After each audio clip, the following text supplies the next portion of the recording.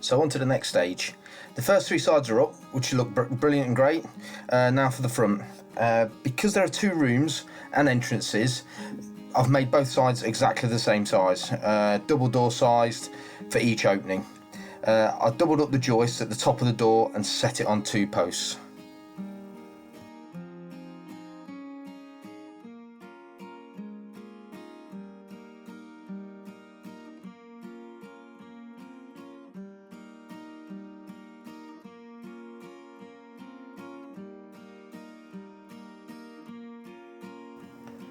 Putting them up was pretty straightforward, to be honest. Just made sure everything was level on the corners.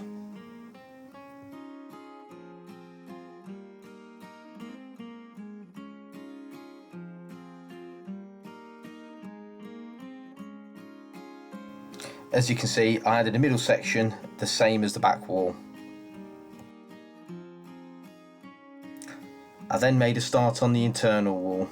It's a little shorter front to back than the side walls to allow it to fit inside the frame. I still wanted the posts at the same intervals. That's why I used the outside walls as a template of sorts.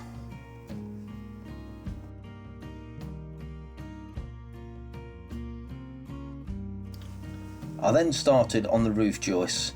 6x2s attached to each post on the larger side, a span of about 3.5 meters, and 4x2s on the 2.35 meter side.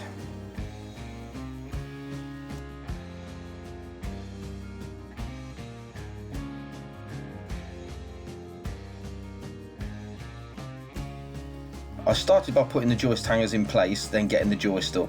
This has proven a little difficult on my own.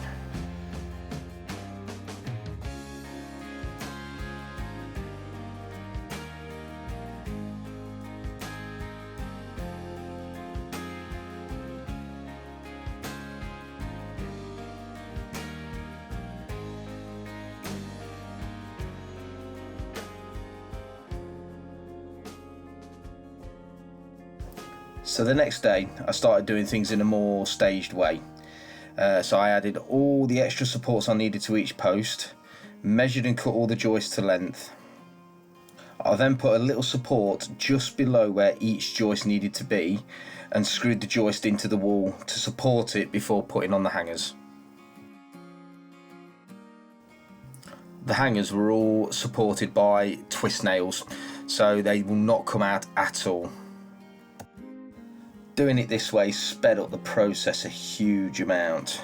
One of the things I did have to do is cut down the hangers a little bit so they fit across the top and not across the top and then over the other side, so they go to the outside of the building, which I didn't really want.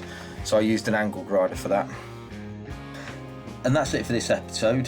So next we'll do a small overhang on the front and the back, then the roof sheets going on. Alright, see you next time.